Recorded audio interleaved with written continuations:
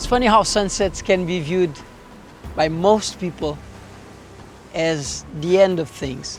When in fact, if we look at this whole thing as a cycle, sunsets could also mean a new beginning. And that's basically what we're gonna talk about in this story, in Portugal's little west corner, cycles, new beginnings.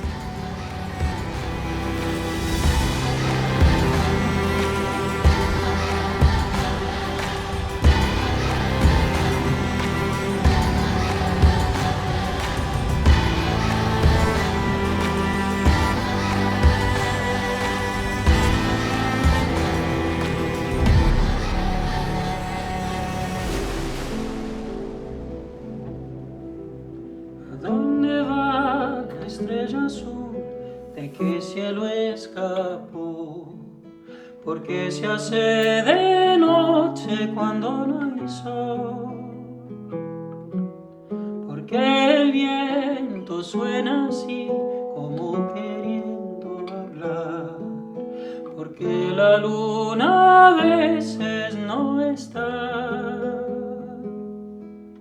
¿Y cómo hace el jazmín si quiere dormir? Habrá nuevos planetas por descubrir. Porque los peces pueden respirar bajo el mar. ¿Y cómo aprendemos a amar? Should be asleep already. Once with Milena, my friends, they already went to bed. Because tomorrow we have a pretty early call with Gonçalo, another friend of mine. Waves are supposed to be fun. But fire is just so hypnotizing. I could stare at it for hours, that's why I stayed. And I don't know if you've noticed, but I used orange peels to lit up this fire. For some people that would be trash, but in here they dehydrate it and then they use it as a fire starter. It's a good idea to think about before bed. But yeah, let's go to bed. Tomorrow we have an early start, so see you in the morning.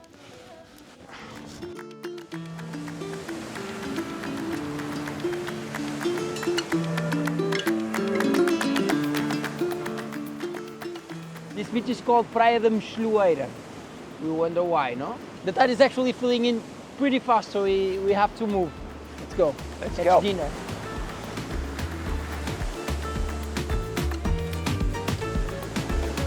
I will say it's a tricky day, but I'm making a little bed for these guys, as you can see. And this is not just, a bed for the mussels to rest on. They are here. So this is the It's gonna side. be the mission. The mission is going to be now. In the middle of the small ones, there's some medium ones that are probably really good. But you have to touch them. We are looking for this.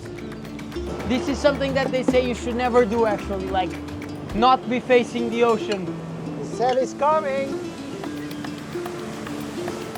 It's a cool experience because it shows you, it disconnects you a lot, I think, to the reality that has been our reality for forever and that we kind of detach from it. So I think it's a cool thing that somebody can come to a hotel and stuff like that and like stay in comfort, but also to experience a little bit, no?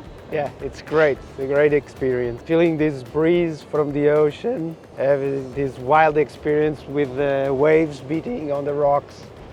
And at the end, seeing that you're harvesting something so special as mussels. It does have a few waves and it's looking quite okay. I'm not gonna make any promises, but I guess before heading back home, nice thing to do, no?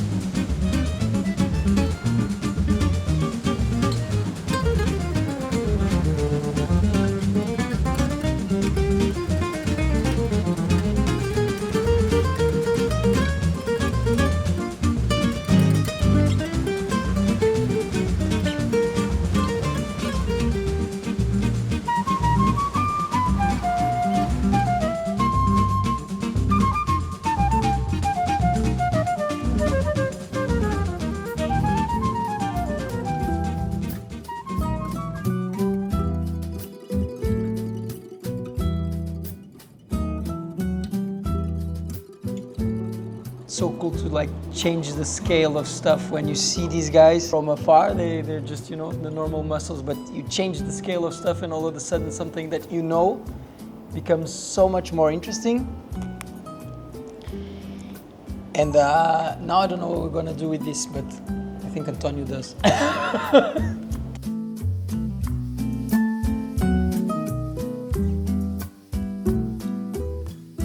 So now what? We have the mussels and luffa. Luffa we're gonna will cook use with the luffa? we'll use it to wash the mussels, to remove the seaweeds and everything that's not gonna give us the best flavor to the mussels. We'll use luffa to wash it. So this is kind of a sponge. It's a natural sponge from our garden. So You grow these guys. we grow it. It's like it's from the family of zucchinis and cucumbers, and so we let it dry on the plant in dry days. If it's like raining and moist, it's no good. But we'll let it dry out and then we just remove the seed. And it really works like a sponge. Like if I put detergent on this, what will happen? It will work out as a sponge. Okay. Okay, so we scrape the mussels with this. First we remove this part How out. do you say this in English? I don't know. Beard of the mussel. The beard. We remove bigger shells actually because we'll use the stalk or the broth of the mussels, and every shell that will be in the shell will also give flavor to our mussels. And so. some we don't want them there. And then we just scrape off with luffa. Luffa is actually amazing to do this. Works, huh? Works better than a sponge would in this particular case because it's a bit Definitely. harder maybe. Okay, so is this guy ready enough? It's ready. Then, see. Flop. Okay, so now we just have to do this like a million times and we're done. Yeah, that's it. Okay, so can I help you in any way? Can I trash this guy, for example? Yes, it's not a regular trash. We'll bring it back to life. We'll end up by eating this in a way. Bring it back to life. Yes, I'll show you. Come with me. Okay.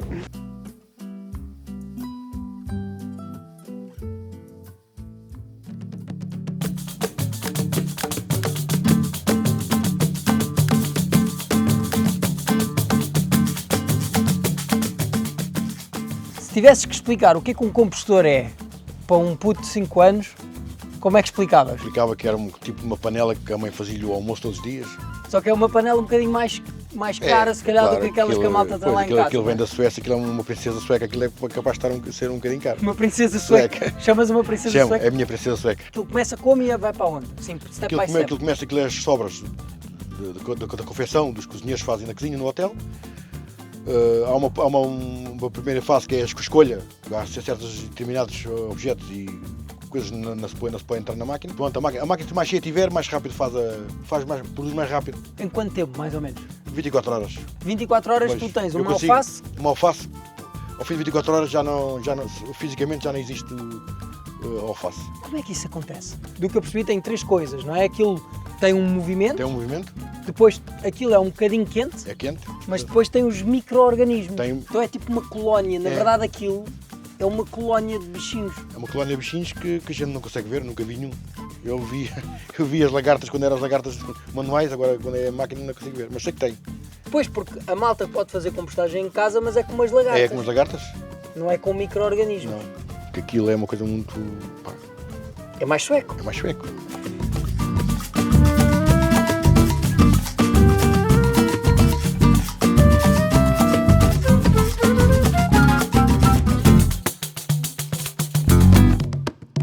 So what's the first step to get this thing going?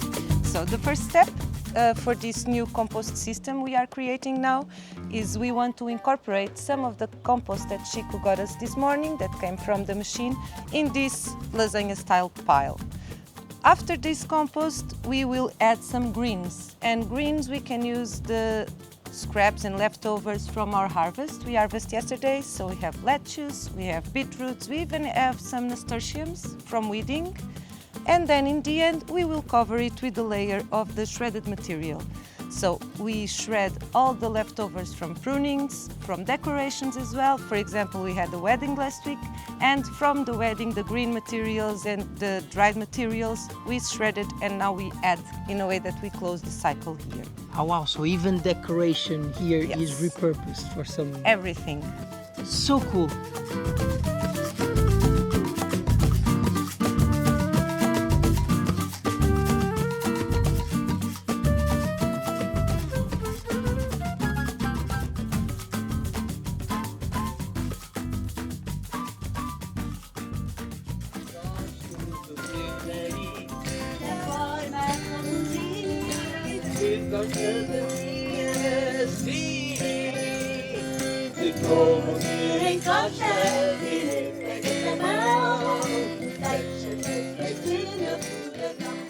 I think Gonçalo is doing a traditional way of doing this, like a bouillon pato, but with butter made of algae, with sea lettuce butter in the bouillon pato mussels.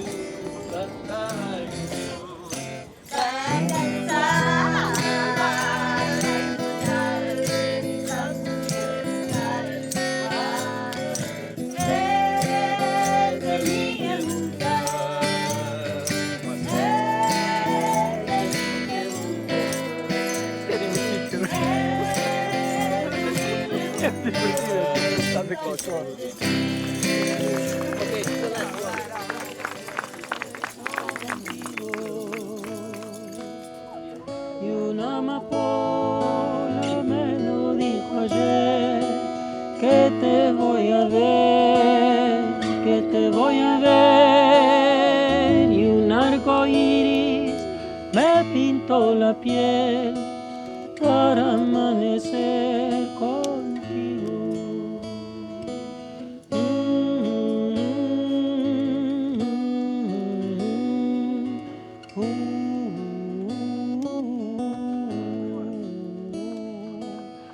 We started with friends around the fire, and we ended and we finished with friends around the fire as well.